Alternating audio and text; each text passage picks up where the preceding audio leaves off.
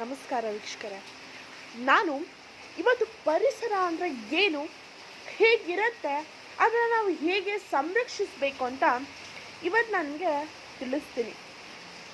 ಇದೊಂದು ಊರು, ಸಿರ್ಸಿ ಅಂತ. ಇಲ್ಲಿ ನೋಡಿ, ಇಲ್ಲಿ ಮಳೆ ಬರ್ತಿದೆ, ಹಾಗೆ ಗಿಡ ಮರಗಳು ದಟ್ಟವಾಗಿದೆ. ಈ ಊರಲ್ಲಿ ಬಂದ ತಕ್ಷಣ ಒಂಥರ ರಿಫ್ರೆಶ್ ಆಗಿ ನನಗೆ ಫೀಲ್ ಆಯಿತು. ಯಾಗೊತ್ತಾ ನಾನೊಂದು ಪರಿಸರ ಸ್ನೇಹ ಜೀವಿ ಅಂತಲೇ ಹೇಳ್ಬೋದು. ಸಾಲು ಮರದ ತಿಮ್ಮಕ್ಕನ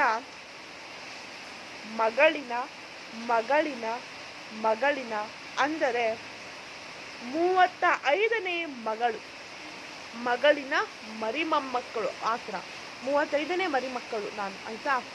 ನನಗೆ ಹೆಮ್ಮೆ ಆಗುತ್ತೆ. ನಮ್ಮ ಮುತ್ತಜ್ಜಿ ಅಂದರೆ ಸಾಲು ಮರದ ತಿಮ್ಮಕ್ಕ, ಅವರು ತುಂಬ ಹಳೆಯವರು, ಅಂದರೆ 35ನೇ ಸಾಲು ಮರದ ತಿಮ್ಮಕ್ಕ ನಮ್ಮ ಮುತ್ತಜ್ಜಿ. ಅವಳನ್ನ ಕಂಡ್ರೆ ಎಷ್ಟು ಹೆಮ್ಮೆ ಆಗುತ್ತೆ. ನಮ್ಮ ಮುತ್ತಜ್ಜಿಯವರು ಇಷ್ಟೆಲ್ಲ ಗಿಡಗಳನ್ನು ನೆಟ್ಟಿದ್ದಾರೆ ಅಂದರೆ ನನಗೆ ತುಂಬ ಹೆಮ್ಮೆ ಆಗುತ್ತೆ. ಹಾಗಾಗಿ ನಾವು 35ರಿಂದ ಎಷ್ಟು ಅಂದರೆ ಸಾಲು ಮರದ ಅವರಿಂದ ಎಷ್ಟು ಜನಾಂಗಗಳಿದ್ದವೋ ಅವರೆಲ್ಲರೂ ಪರಿಸರ ಸ್ನೇಹಿನೇ.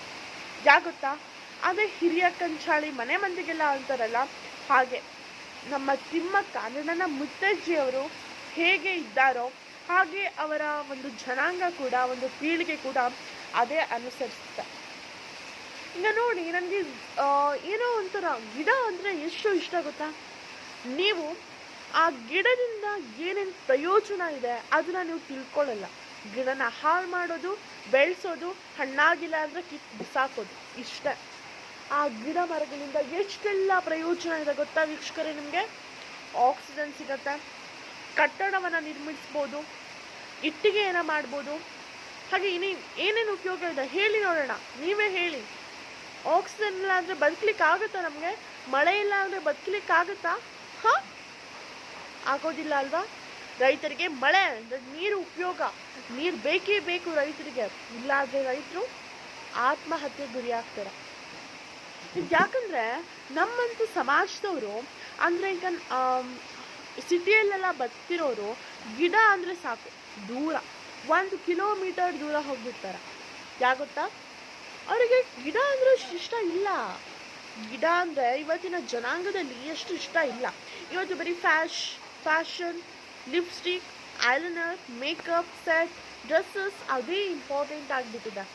ಈಗ ಇವತ್ತಿನ ಜನಾಂಗದಲ್ಲಿ ಆ ಒಂದು ಗಿಡ ಇಲ್ಲ ಅಂದರೆ ಏನು ಆಗುತ್ತೆ ಅನ್ನೋದವ್ರಿಗೆ ಗೊತ್ತಿಲ್ಲ. ಗಿಡ ಇಲ್ಲ ಅಂದರೆ ಇವ್ರು ಬದುಕ್ತಾರಾ? ಬದುಕ್ಕೊಂಡು ಮೇಕಪ್ ಡ್ರೆಸ್ಸಸ್ ಎಲ್ಲ ಹಾಕೊತಾರ? ಮೊದಲು ನಮಗೆ ಗಿಡ ಇಂಪಾರ್ಟೆಂಟ್. ನೀವು ಈ ಎನ್ವೈರ್ಮೆಂಟ್ ಅಂದರೆ ವಿಶ್ವ ಪರಿಸರ ದಿನವನ್ನು ಕೇಳಿರ್ತೀರ. ಜೂನ್ 5ರಂದು ಅದನ್ನು ಆಚರಿಸ್ತಾರೆ. ಈಗ ಸದ್ಯದಲ್ಲೇ ಜೂನ್ 5 ಆಯಿತು. ಜೂನ್ 5ರಲ್ಲಿ ಯಾರ್ಯಾರು ಗಿಡ ನೆಟ್ಟಿದ್ದಾರೋ ಯಾರಿಗೆ ಗೊತ್ತು. ಸ್ಕೂಲಲ್ಲಿ, ಕಾಲೇಜ್ಗಳಲ್ಲಿ, ಹಾಸ್ಪಿಟಲ್ಗಳಲ್ಲಿ ಒಂದೆರಡು ಫ್ಯಾಷನಲ್ಗಾಗಿ ಗಿಡವನ್ನು ನೆಟ್ಟು ಅಂತ ಕೆಲಸ ಮಾಡ್ತಾರೆ. ಆದರೆ ಅದು ನೆಡಲ್ಲ, ಅದು ಫ್ಯಾಷನ್. ಆದರೆ ಏನೋ ಗೋರ್ಮೆಂಟಿಂದ ಆರ್ಡರ್ ಬಂದಿದೆ, ನೆಡಬೇಕು ಅಂತ ನೆಡ್ತಾರೆ. ಆದರೆ ನೆಡಬೇಕು ಅಂತ ನೆಡ್ತಾರೆ ಅಷ್ಟೆ. ಆದರೆ ಈ ಸಾಲು ಮರದ ತಿಮ್ಮಕ್ಕ ಏನು ಮಾಡಿದ್ರು, ತನ್ನ ಮಕ್ಕಳಂತೆ ಪರಿಪೋಷಣೆ ಮಾಡಿದ್ರು. ಅದನ್ನು ನೀರು ಕೊಡೋದಾಗಲಿ, ಅದನ್ನು ಕಾಡು ಪ್ರಾಣಿಗಳಿಂದ ರಕ್ಷಿಸುವುದಾಗಲಿ. ಈಗ ನಾವು ಕೂಡ ಅದೇ ಮಾಡೋಣ ಅಲ್ವಾ. ಗಿಡ ಇಲ್ಲ ಅಂದರೆ ನಮಗೆ ಬರಲಿಕ್ಕಾಗತ್ತಾ? ಓಕೆ, ಇರಲಿ. ಶಾಲೆ, ಕಾಲೇಜು ಅಂತೀರಾ ನೀವು. ಈ ಶಾಲೆಯಲ್ಲಿ ಓದಲಿಕ್ಕೆ ನಮಗೆ ಪಠ್ಯ ಪುಸ್ತಕ ಬೇಕು ಅಲ್ವಾ. ಈ ಪಠ್ಯ ಪುಸ್ತಕ ಯಾವುದರಿಂದ ತಯಾರಾಗುತ್ತಾ? ಒಂದು ಮರದಿಂದ ಪಟ್ಟಿಯನ್ನು ತಯಾರಿಸ್ತಾರೆ, ಪಟ್ಟಿಯ ಹಾಳೆಯನ್ನು ತಯಾರಿಸ್ತಾರೆ. ಒಂದು ಹಾಳೆಯನ್ನು ತಯಾರಿಸಲಿಕ್ಕೆ 1 ಶತಮಾನ, 1 ವರ್ಷ ಆದರೂ ಬೇಕು, 1 ವರ್ಷ 2 ವರ್ಷ ಆದರೂ ಬೇಕು ಅಲ್ವಾ. ಒಂದು ಪಟ್ಟಿಯನ್ನು ತಯಾರಿಸಲಿಕ್ಕೆ ಎಷ್ಟು ವರ್ಷ ಬೇಕು ಮಕ್ಕಳ ಅಲ್ವಾ. ಆದರೆ ನೀವು ಯೋಚನೆ ಮಾಡಿದ್ದೀರಾ? ಯಾರಾದರೂ ಒಬ್ಬರು ಮಕ್ಕಳು ಯೋಚನೆ ಮಾಡ್ತೀರಾ? ಇಲ್ಲ. ವಿಶ್ವ ಪರಿಸರ ದಿನ, ಟೀಚರ್ಸು ಹಾಗೆ ವಿಶ್ವ ಪರಿಸರ ದಿನ ಅಂತಾರೆ, 1-2 ಮಕ್ಕಳನ್ನ ಕರೀತಾರೆ, ಗಿಡವನ್ನು ನೆಡ್ತಾರೆ ಅಲ್ವಾ. ಇದೇನಾ ಗಿಡ ನೆಡೋದಂದರೆ? ಹೇಗಿರಬೇಕು? ಮನೆ ಸುತ್ತಲೂ ಗಿಡಗಳಿರಬೇಕು. ಈಗ ನಾನು ನಮ್ಮ ಮನೇನ ತೋರಿಸ್ತೀನಿ ಸುತ್ತಮುತ್ತಲು ಹೇಗಿದೆ ಅನ್ನೋದನ್ನು ನೋಡಿ. ಇದು ತುಳಸಿ ಗಿಡ ಅಂತ. ಈಗ ಇನ್ನೂ ಬರೋಣ, ಇಲ್ಲಿ ನೋಡಿ, ಸಾಲಾಗಿ ಗಿಡವನ್ನು ನೆಡ್ತಾ ಹೋಗಿದ್ದೇವೆ. ನೋಡಿ ಹೂವು, ಚಂದ ಚಂದ ಹೂವು ನೋಡಿ ಮಕ್ಕಳೇ, ಹೂವು ನೋಡಿ ವೀಕ್ಷಕರೇ. ನೋಡಿ ಎಷ್ಟು ದೊಡ್ಡದಾಗಿ ಬೆಳೆದಿದೆ ಅಂತ. ಈ ಮರ ನೋಡಿದ್ರ, ಈ ಮರ ದಾಟ್ ಹೋಗಿದೆ, ನಮ್ಮ ಒಂದು ಮನೆಯ ಹಂಚೆ ದಾಟ್ ಹೋಗಿದೆ, ಅಷ್ಟು ದೊಡ್ಡದಾಗಿದೆ ಮರ. ಇನ್ನು ತೋರಿಸ್ತೀನಿ. ಇದಷ್ಟೇ ಅಲ್ಲ, ಸಾಲು ಮರದ ತಿಮ್ಮಕ್ಕನ 35ನೇ ಮೊಮ್ಮಕ್ಕಳು ಅಂತ ಇನ್ನು ಕಮ್ಮಿನಾ? ಅವರಷ್ಟೇ ಗಿಡ ಬೆಳೆಸ್ಬೇಕಾ? ಹಾಂ, ನಾವೇನು ಸುಮ್ಮನೆ ಇದ್ದೀವಾ ಇಲ್ಲಿ? ಓಕೆ, ಇಲ್ಲಿ ನೋಡಿ ಎಷ್ಟು ಚಂದ ಅಂದವಾದ ಗಿಡಗಳು ಅಂತ ನೋಡಿ. ನೋಡಿದ್ರ? ಇಲ್ಲಿ ಬನ್ನಿ, ಮತ್ತಿಷ್ಟು ಗಿಡಗಳನ್ನು ತೋರಿಸ್ತೀನಿ. ನೋಡಿದ ಈ ಮರ ನೋಡಿದ್ರ? ಇದನ್ನ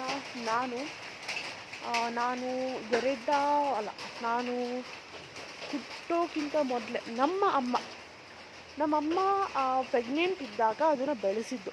ಈಗ ನನಗಿಂತ ಎತ್ತರ ಆಗಿದೆ ನೋಡಿ, ನಮ್ಮಮ್ಮನಕ್ಕಿಂತ ಎತ್ತರ ಆಗಿದೆ ನೋಡಿ. ಇಲ್ಲಿರೋದು ನೋಡಿ, ಇಷ್ಟು ಎತ್ತರ ಆಗಿ ಬೆಳೆದಿದೆ ಅಂದರೆ ನೋಡಿ, ಅದು ಗೊತ್ತಾಯ್ತಾ? ಹಣ್ಣು ಬಿಟ್ಟಿದೆ. ಇಲ್ಲಿ ನೋಡಿ, ಈ ಗಿಡ ನೋಡಿದ್ರೆ ನೀವು, ಈ ಗಿಡ ಎಲ್ಲರ ಮನೇಲೂ ಇರುತ್ತಲ್ವ, ಸಾಧಾರಣವಾಗಿ ಯಾರೂ ಬೆಳೆಸಿರಲ್ಲ, ಯಾರೋ ಬೆಳೆಸಿರೋದನ್ನ ತಾವು ಉಪಯೋಗಿಸ್ಕೊಳ್ತಾರೆ ನೋಡಿ. ಈ ಹೂವಿನ ಗಿಡ, ಈ ಗಿಡವನ್ನು ಎಷ್ಟು ಪೋಷಣೆ ಮಾಡಬೇಕು ಅಂದರೆ ಏನಿಲ್ಲ ನೋಡಿ ಅಲ್ವಾ. ನೋಡಿ ಇಲ್ಲಿ ನಾನು ಎಷ್ಟು ಚೆನ್ನಾಗಿ ಕಾಣಿಸುತ್ತೆ ಅಲ್ವಾ ನೋಡಿ. ಇಲ್ಲಿ ನಿಮಗೆ ಏನಾದರೂ ಫಂಕ್ಷನಲ್ಲಿ, ಮದುವೆ ಟೈಮಲ್ಲಿ ಹೂ ಬೇಕು ಅಲ್ವಾ? ಆ ಹೂ ಎಲ್ಲಿಂದ ಸಿಗತ್ತೆ? ಗಿಡ ಮರಗಳಿಂದ ಅಲ್ವಾ? ನೋಡಿ ಇಲ್ಲಿ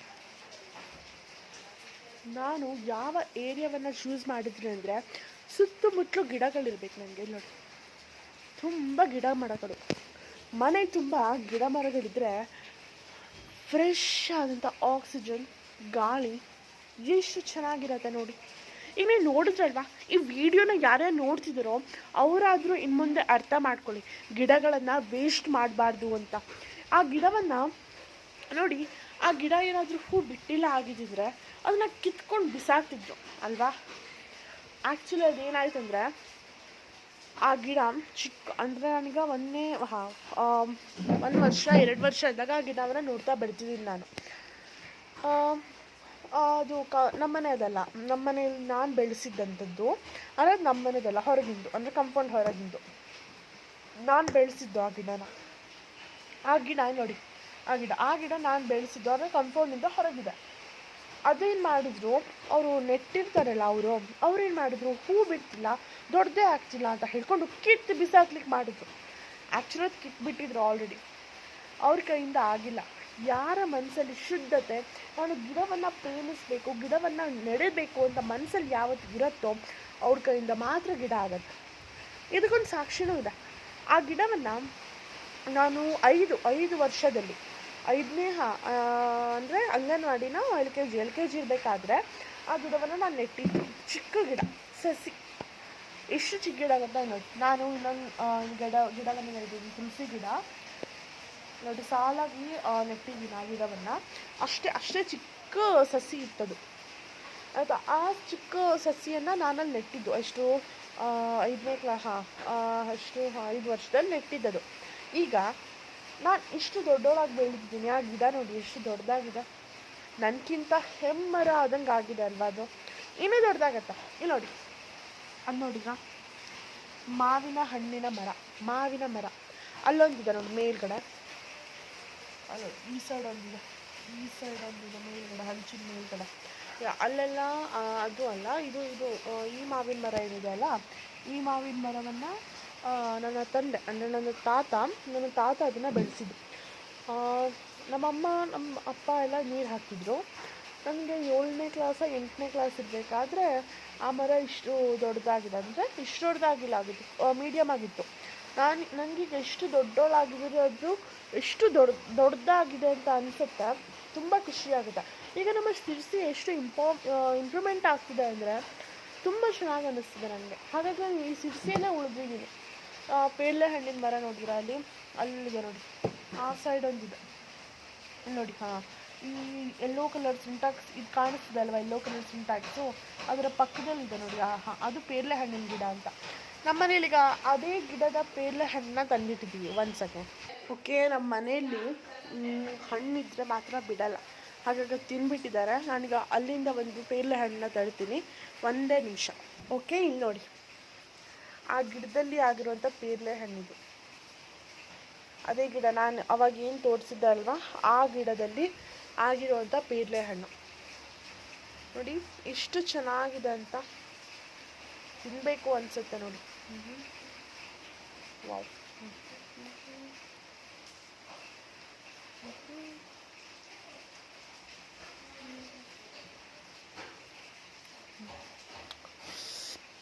ಎಷ್ಟು ಸ್ವೀಟ್ ಗೊತ್ತಾ. ಇದನ್ನು ನಾವು ಉಪ್ಪು ಮತ್ತು ಖಾರದ ಪುಡಿಯನ್ನು ಹಾಕ್ಕೊಂಡು ತಿಂತಿದ್ದೆ ಅಲ್ವಾ. ಈಗಾದರೂ ಈ ವಿಡಿಯೋನ ನೋಡಿದವರು ಪ್ಲೀಸ್ ಇದನ್ನು ಎಲ್ಲರಿಗೂ ಶೇರ್ ಮಾಡಿ, ಸಬ್ಸ್ಕ್ರೈಬ್ ಮಾಡಿ. ನೀವು ಸಬ್ಸ್ಕ್ರೈಬ್ ಮಾಡಬೇಕಂತ ಏನಿಲ್ಲ, ಕಮೆಂಟ್ ಹಾಕಿ ನಾವು ಗಿಡವನ್ನು ನೆಟ್ಟಿದ್ರಿ, ಅದನ್ನು ಸುಳ್ಳೆ ಪುಳ್ಳೆ ಅಲ್ಲ, ನಿಜವಾಗಿ ಆ ದೇವರು ನೋಡ್ತಾ ಇರ್ತಾನೆ. ಅರ್ಥ ಆಯ್ತಾ? ಈಗಾದರೂ ಈ ಆಕ್ಸಿಜನ್ಗೋಸ್ಕರ, ನಿಮ್ಮ ಮಕ್ಕಳ ಭವಿಷ್ಯದಗೋಸ್ಕರ, ಮುಂದಿನ ಪೀಳಿಗೆಗೋಸ್ಕರ ಆದರೂ ನಾವು ಗಿಡವನ್ನು ನೆಡೋಣ. ವಿಶ್ವ ಪರಿಸರ ದಿನಾಚರಣೆಯಲ್ಲಿ ಮಾತ್ರ ಈ ಗಿಡನ ನೆಡಬೇಕಂತ ಏನಿಲ್ಲ. ಪ್ರತಿಯೊಂದು ವಾರದಲ್ಲಿ ನೀವು ರವಿವಾರ ಬರುತ್ತೆ ಅಲ್ವಾ, ಇವತ್ತು ರವಿವಾರ ನಾನು ವಿಡಿಯೋ ಮಾಡ್ತಿರೋದು, ರವಿವಾರ ಒಂದೊಂದು ಗಿಡವನ್ನು ನೆಟ್ಟಿ. ನಾನೀಗ ಒಂದು ಗಿಡವನ್ನು ನೆಡಬೇಕಂತ ಇದ್ದೀನಿ. ಓಕೆ, ಅದಕ್ಕೆ ಟೈಮ್ ಆಗ್ತಾ ಬಿಸಿಲು ಬರುತ್ತೆ, ಹಾಗಾಗಿ ನಾನೀಗ ಆ ಗಿಡವನ್ನು ನೆಡ್ಲಿಕ್ಕೆ ಹೋಗ್ತೀನಿ. ಓಕೆ, ಈ ವಿಡಿಯೋನ ಯಾರ್ಯಾರು ನೋಡಿದಿರೋ ಅಥವಾ ಶೇರ್ ಮಾಡಿ ಬೇರೆಯವರಿಗೆ, ನಿಮ್ಮ ಮಕ್ಕಳು, ಮರಿ ಮೊಮ್ಮಕ್ಕಳು, ಅಜ್ಜಿ ಅಜ್ಜ ಶೇರ್ ಮಾಡಿ. ಮುಂದಿನ ಪೀಳಿಗೆಗೆ ನಿಮ್ಮ ಅಗತ್ಯಕ್ಕಾಗಿ ಶೇರ್ ಮಾಡಿ ಮಕ್ಕಳೇ. ಕಮೆಂಟ್ ಮಾಡಿ ವೀಕ್ಷಕರೇ. ದಯವಿಟ್ಟು ಈ ವಿಡಿಯೋನ ಗಮನದಲ್ಲಿಟ್ಕೊಳ್ಳಿ, ಚೆನ್ನಾಗಿ ಯೋಚನೆ ಮಾಡಿ. ಬಾಯ್, ಧನ್ಯವಾದಗಳು. ಹಾಗೆ ಇಷ್ಟು ಈ ವಿಡಿಯೋನ ಮಾಡಲಿಕ್ಕೆ 12 ನಿಮಿಷ 30 ಸೆಕೆಂಡ್ ಆಯಿತು. ಈ ವಿಡಿಯೋನ ನೋಡ್ತಿರೋರು ಪ್ಲೀಸ್ ಎಲ್ಲ ಪೂರ್ತಿ ವಿಡಿಯೋನ ನೋಡಿ. Thank you. ಇದನ್ನು ಶೇರ್ ಮಾಡಿ, ಕಮೆಂಟ್ ಮಾಡಿ, ಹಾಗೆ ಇದನ್ನು ಪ್ರತಿಯೊಂದು ಯೂಟ್ಯೂಬ್ ಚಾನಲಲ್ಲೂ ಹಾಕಿ ಅಂತ ಹೇಳ್ತಾ ಈ ಒಂದು ವಿಶ್ವ ಪರಿಸರ ದಿನವನ್ನು ಮುಗಿಸ್ತಿದ್ದೀನಿ. ಓಕೆ, ವಿಶ್ವ ಪರಿಸರದಲ್ಲಿ ಮಾತ್ರ ಇದನ್ನು ಮಾಡಬೇಕಂತ ಇಲ್ಲ, ಮಾಡಿ ಎಲ್ಲದ ಟೈಮಲ್ಲೂ. ಬಾಯ್, ಧನ್ಯವಾದ.